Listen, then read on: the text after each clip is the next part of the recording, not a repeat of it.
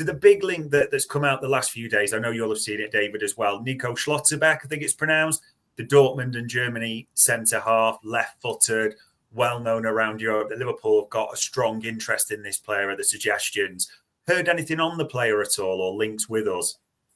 No, not particularly. If I'm honest, I've not heard any truth in those links. What I will say as well is that I feel like they're.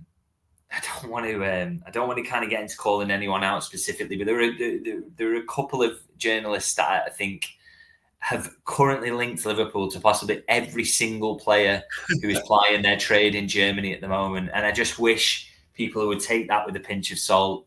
We probably shouldn't even bother discussing things that they've linked, because honestly, Liverpool, according to them, are in for everyone at the moment. And, Liverpool do have interest and do watch a wide range of players. But honestly, the frequency with which these links come out, it just should lose all credibility to me. It's just absolutely ridiculous. And maybe at one point they will actually be right. And maybe they'll kind of get lucky and one of these links will be right. But it's honestly ludicrous, the amount of players that are getting linked at the moment. And if you just think that maybe even 5% of those will maybe be true, then, we'll get a little bit closer to the reality of what Liverpool are looking at for the summer.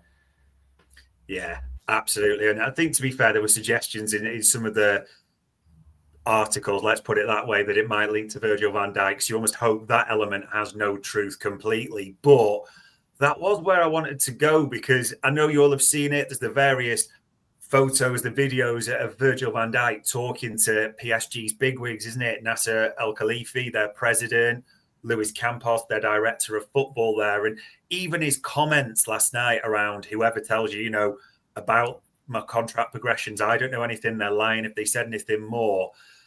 These pictures, these videos, they're not going to calm it down or help anything though, are they?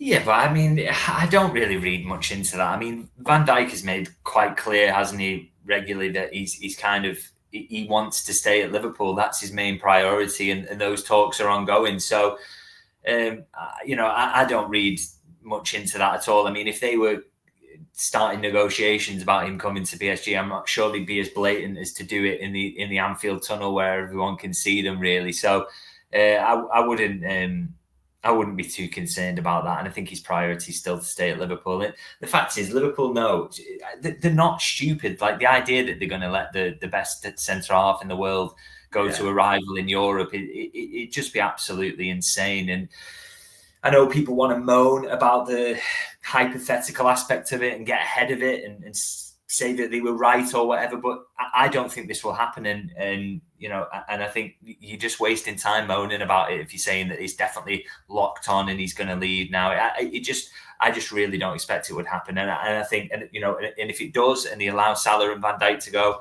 I'll absolutely hammer them, because it's stupidity.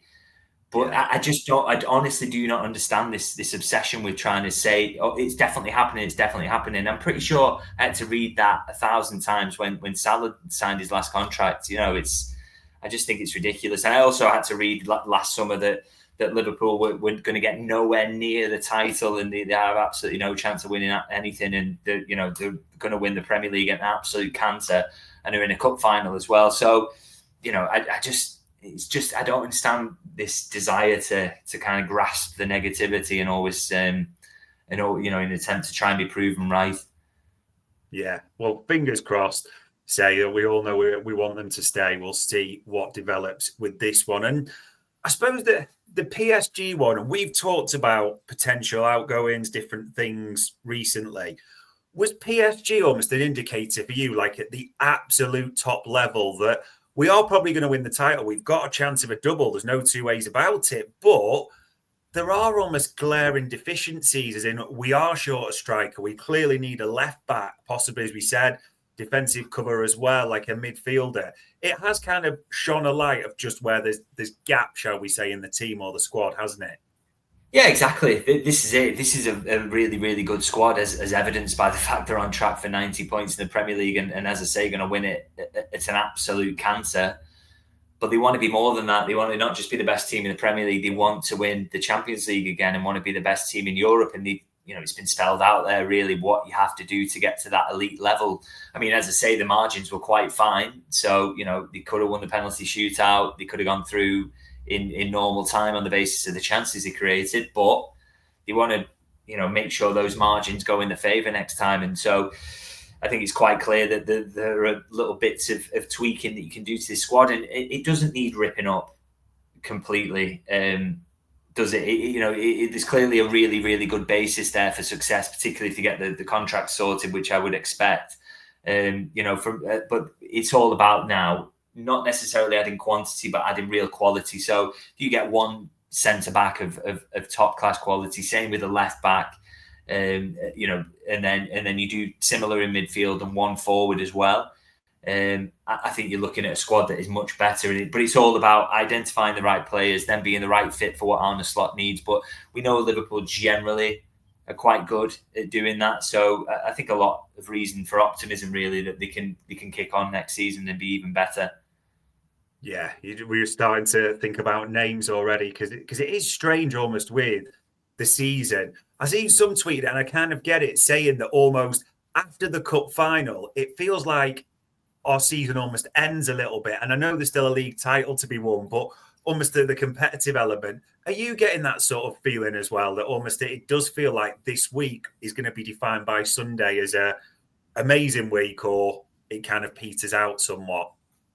Yeah, well, I mean, there's no question, is there? If you follow up going out the Champions League with losing a cup final to Newcastle, will be real disappointment. I think that's fair enough because you can go out to PSG, that's absolutely fine. But I think losing to Newcastle in the cup final would be disappointing. They're not quite at Liverpool's level this season, and generally they don't have that muscle memory in cup finals either. So you really would think that Liverpool should be winning this one. But it's a strange one. I mean, you could have basically a double wrapped up by the end of this week, or know that you just winning the Premier League, by the way.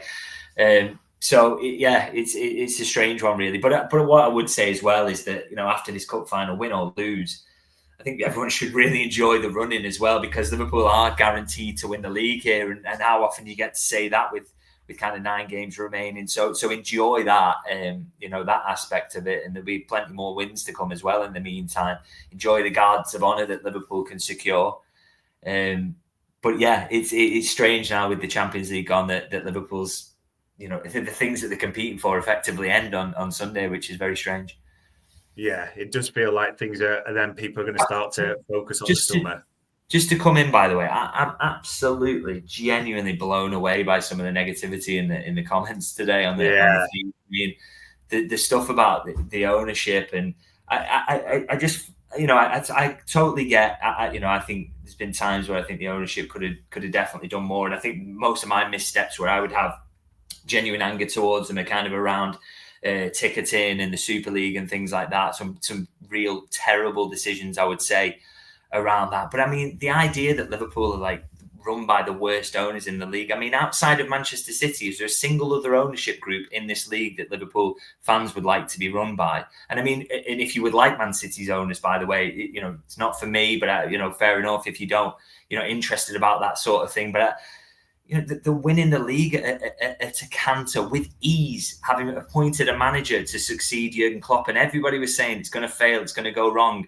And yet they've appointed a manager who's got them winning the Premier League for only the second time in 35 years. And people are absolutely devastated because alongside that, this isn't the best team in Europe as well. Despite having spent last season in the Europa League, they've come back to the Champions League, got knocked out by a team who, for me, are probably the eventual winners. I'm just amazed by the negativity. I just find it absolutely baffling. The only club out there who have had a better last sort of 7 or 8 years is Manchester City, and they're currently on 115 charges. They're currently, the state of these are the issues you've got to put together in this consideration. I keep seeing about the contracts.